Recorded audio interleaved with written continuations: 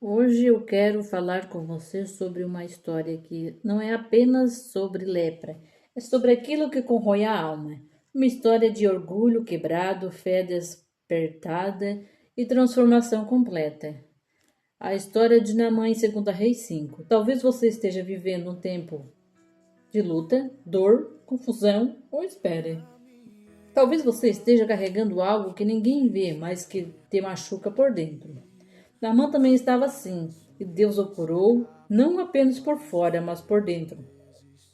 Hoje eu quero te mostrar que o milagre não está na complexidade, está na obediência à palavra de Deus. E que, assim como Naamã, você também tem um Jordão onde precisa mergulhar. O significado espiritual do Jordão, você sabe qual é? Bom, o Rio Jordão, na Bíblia, nunca é apenas um rio. Ele é um lugar profético, um portal espiritual, um símbolo de transformação. Isso eu posso garantir, né? E que sempre que alguém passa pelo Jordão, algo velho morre e algo novo nasce. Então você precisa passar pelo Jordão em algum momento da sua vida, né? E pode ser hoje, né?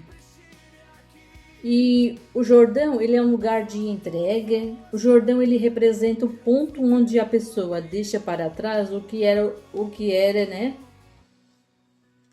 Israel só entra, né? Israel só entrou, né, na terra prometida depois de atravessar o Jordão. Ou seja, antes da promessa vem a entrega. Então, antes da promessa vem a entrega. Antes da vitória vem a renúncia. Então você precisa se entregar e renunciar.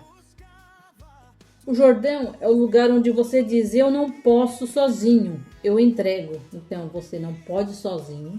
Você diz a Deus que não pode sozinho. Entrega a Ele e Ele passa com você. Amém?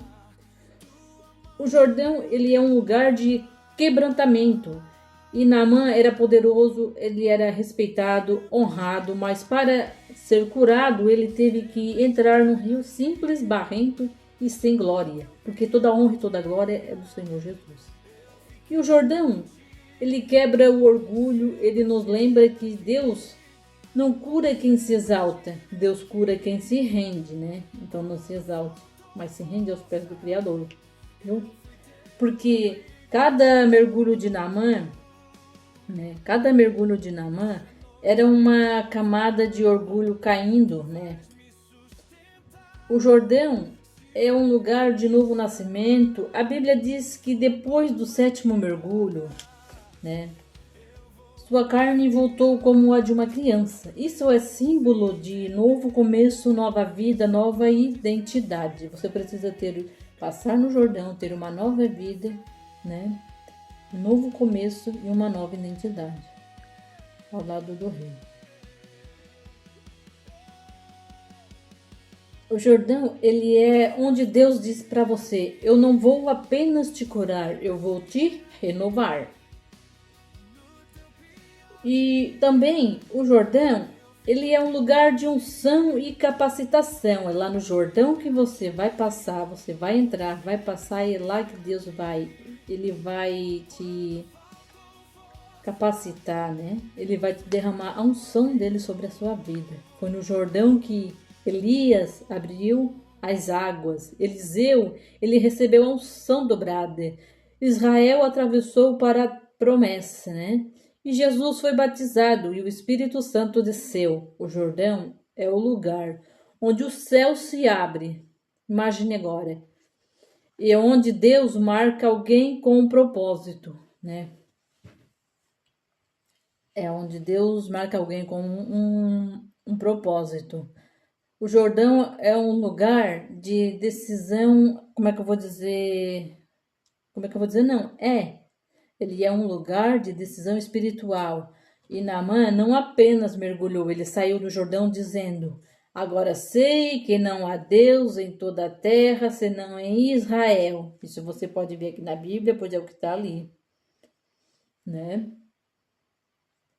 O Jordão é onde a pessoa decide: eu não volto para a vida antiga, eu não volto para os velhos deuses, eu não volto para o pecado, né?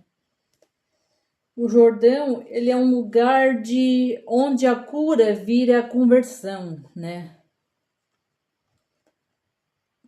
Porque eu vou dar um resuminho para você do que é o Jordão, tá? Um resumo espiritual do que é o Jordão. Vou dar para você agora, né? Entrega, quebrantamento, novo nascimento, unção, decisão espiritual, né? Porque o Jordão é o lugar onde Deus transforma o que a pessoa não consegue mandar sozinha, mudar sozinha, digo assim, né? E Naamã, ele era um grande comandante respeitado, né? Poderoso, vitorioso, mas carregava uma lepra, né? E a lepra na Bíblia simboliza aquilo que o corrói por dentro. Pecado, orgulho, feridas, traumas, prisões da alma. E para entender essa transformação nos novos, nós vamos caminhar juntos por 2 Reis 5, até o versículo 19, né? Onde a história realmente se completa. Mas antes de mergulhar nos 7 mergulhos, né? Eu preciso te mostrar algo que quase ninguém percebe ao ler a Bíblia, ao ler essa passagem.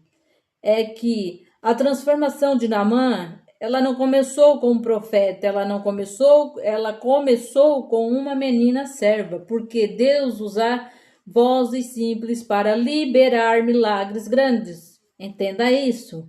E muitas vezes a resposta que você precisa vem de onde o orgulho não quer ouvir. Então pega a sua Bíblia, né? Abre ela em 2 Reis 5, né? E vamos caminhar passo a passo nessa palavra que vai confrontar cura e transformação. Amém? Então vamos nessa. Então, hoje nós vamos ler um pouquinho da Bíblia, meditar um pouquinho na história de Naamã, que está lá no livro de 2 Reis. E a gente vai ler a história de Naamã em 2 Reis 5 até 19, capítulo 5, versículo do 1 ao 19, para entendermos melhor a história. E a palavra diz assim, a história de Naamã. E Naamã, chefe do exército do rei da Síria, era um grande homem diante do seu senhor, e de muito respeito, porque por ele o Senhor dera livramento aos sírios. Era este homem herói valoroso, porém leproso. E saíram tropas da Síria da terra de Israel, e levaram presa uma menina que ficou ao serviço da mulher de Naamã. E disse esta a sua senhora: Oxalá que o meu senhor estivesse diante do profeta que está em Samaria. Ele o restauraria da sua lepra. Então foi Naamã e notificou ao seu senhor, dizendo: assim falou a menina que é da terra de Israel. Então disse o rei da Síria: Vai, anda, e enviarei uma carta ao rei de Israel. Então tomou na sua mão 10 talentos de prata, 6.000 siclos de ouro e 10 mudas de roupas. E levou a carta ao rei de Israel, dizendo: Logo em chegado a ti esta carta, saibas que eu te enviei Naamã, meu servo, para que o cures da sua lepra. 7. E sucedeu que, lendo o rei de Israel a carta, rasgou as suas vestes e disse: Sou eu, Deus, para matar e para vivificar, para que este envie a mim um homem para que eu o cure da sua lepra? Pelo que deverás no Tai, peço-vos e vede que busca ocasião contra mim. 8. Sucedeu, porém, que ouvindo Eliseu, homem de Deus, que o rei de Israel rasgara as suas vestes, mandou dizer ao rei: por que rasgaste as tuas vestes? Deixa ouvir a mim, e saberá que há profeta em Israel. 9. Veio, pois, Naamã com os seus cavalos e com o seu carro, e parou à porta da casa de Eliseu. Então Eliseu lhe mandou uma mensagem, um mensageiro, dizendo: vai e lava-te 7 vezes no Jordão. Assim a tua carne será curada e ficarás purificado.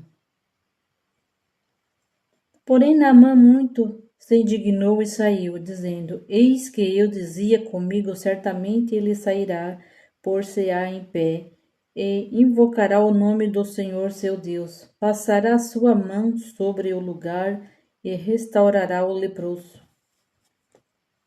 12. Não são, porventura, Abaná e Farpar, rios de Damasco, melhores do que todas as águas de Israel? Não me poderia eu lavar neles e ficar purificado? E voltou-se e se foi com indignação. Então chegaram-se a ele os seus servos e lhe disseram: meu pai, se o profeta te dissesse alguma grande coisa porventura, não a farias? Quanto mais dizendo-te ele: lava-te e ficarás purificado? Então desceu ou mergulhou no Jordão 7 vezes, conforme a palavra do homem de Deus. E a sua carne tornou-se como a carne de um menino e ficou purificado. 15. Então voltou ao homem de Deus e ele e toda a sua comitiva, e chegando pôs-se diante dele, e disse: eis que agora sei que em toda a terra não há Deus senão em Israel. Agora, pois, peço-te que aceites uma bênção do teu servo. 16. Porém ele disse: vive o Senhor em cuja presença estou, que não a aceitarei, e instou com ele para que a aceitasse, mas ele recusou. E disse Naamã: se não queres, desse a este teu servo uma carga de terra de um jugo de mulas, porque nunca mais oferecerá este teu servo holocausto nem sacrifício a outros deuses, senão ao Senhor. 18. Nisto perdoe o Senhor a teu servo, quando meu rei entrar na casa do Rimon para lhe adorar, e ele se apoiar na minha mão, e eu também tenha de me encurvar na casa de Rimon. Quando assim me encurvar na casa de Rimon, nisto perdoe o Senhor a teu servo. 19. Ele lhe disse: vai em paz, e foi dele a uma pequena distância.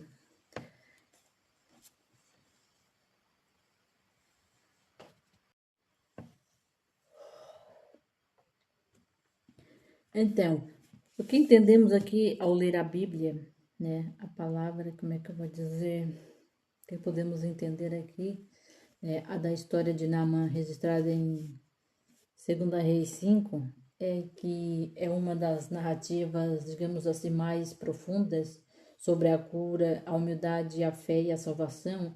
É que Naamã, ele era um grande comandante do exército da Síria, né, respeitado, poderoso e vitorioso. Mas ele carregava uma marca que nenhum título conseguia esconder, né, que era a lepra, né? Ele era leproso.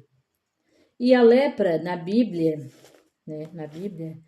ela simboliza aquilo que corrói por dentro: pecado, orgulho, ferida, traumas, prisões da alma. E podemos ver que Naamã ele tinha tudo isso, né? Mas lhe faltava o essencial, a transformação de Naamã. Não começou com um profeta, nem com um rei, nem com um ritual, Mas começou com uma menina serva, uma jovem cativa que, mesmo sofrendo, né, ela carregava fé e compaixão. E ela disse: se o meu senhor estivesse, né, diante do profeta que está em Samaria, ele o curaria da lepra. Aqui vemos um princípio espiritual. Aqui vemos um princípio espiritual, gente. É que, e poderoso, né? É que Deus, ele usa vozes simples para liberar milagres grandes, né? A salvação, ela começa quando ouvimos aquilo que o orgulho tenta ignorar. E Naamã chega com ouro, prata, roupas finas, cartas oficiais. Ele esperava um ritual grandioso, uma oração poderosa, uma cerimônia impressionante, né? Mas Eliseu nem sequer sai, né? Podemos dizer que Eliseu ali nem sequer sai de dentro da casa. Ele envia um mensageiro com uma instrução, assim, como é que eu vou dizer, simples, né? Porque o simples é o que impressiona, né? Ali Deus, né? E como é que eu vou dizer?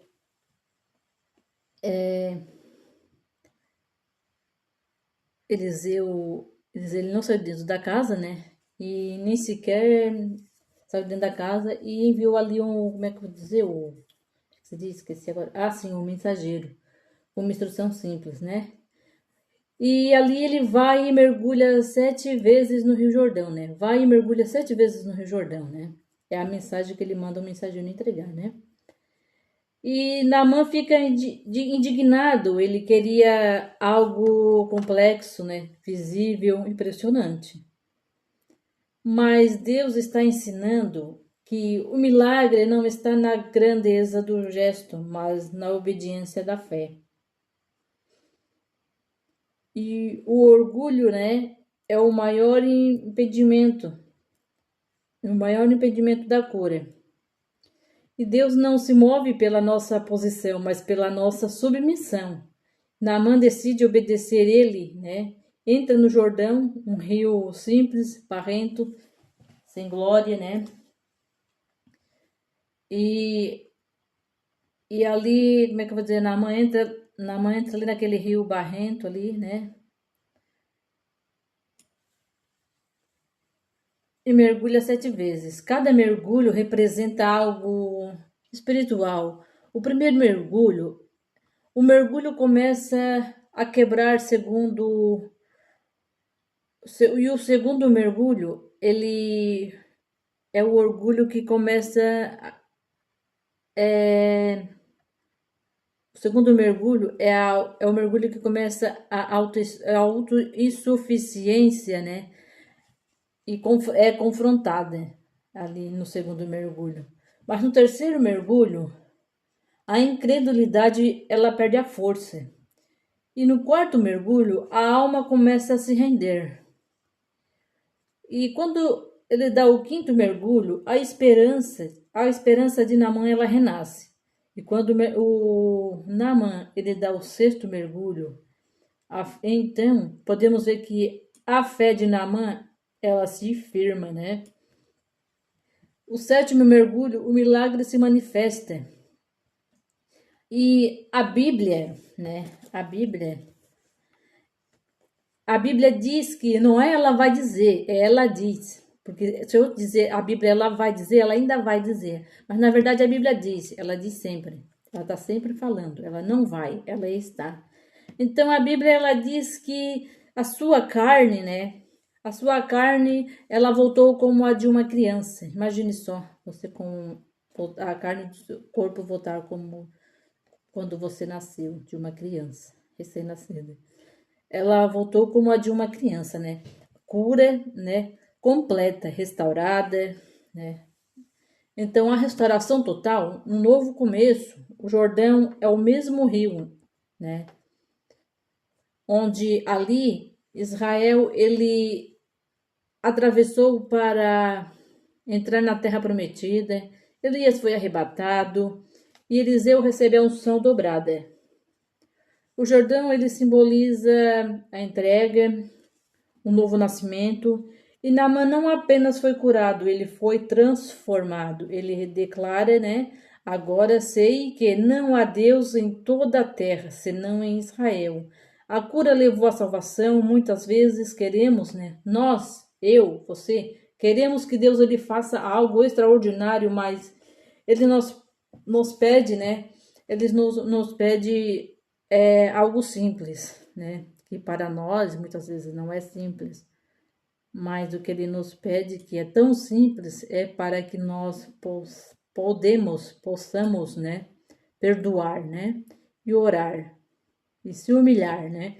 Voltar para a palavra, abandonar o pecado e a confiar nele e na sua palavra. Mergulhar na presença, né? O milagre não está na complexidade, está na obediência. Qual é o seu Jordão hoje? Te pergunto eu. Porque cada um de nós temos um Jordão. Então me responda, se você puder, qual é o seu Jordão hoje, né? Uma área que precisamos entregar, né? Uma ferida que precisamos curar, um orgulho que precisamos quebrar, um pecado que precisamos abandonar, uma decisão que precisamos obedecer. O milagre que você busca está depois da obediência, e você evita. O que eu tenho para dizer para você hoje é: mergulhe e Deus fará o resto, né? Porque Naamã entrou leproso e saiu restaurado, entrou orgulhoso e saiu humilde, entrou incrédulo e saiu salvo. O mergulho transforma, a obediência cura, a fé salva. Você está vivendo um tempo de luta, dor, confusão, ou espera Deus te dizer: mergulha, obedeça, confia e eu te curo, né? E eu vou te curar.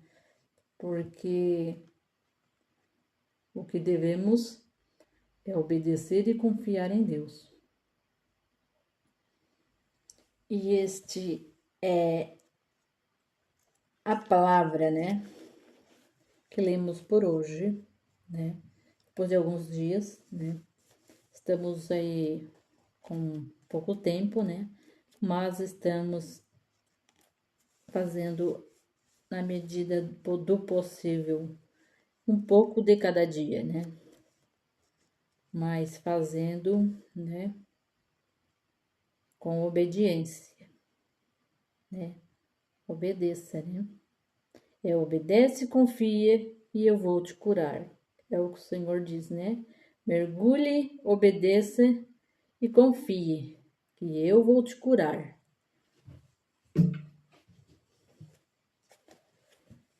Então é isso. Você pode ler um pouquinho mais, ou então meditar um pouquinho mais, que você vai ter mais esclarecimento, mais entendimento dessa palavra.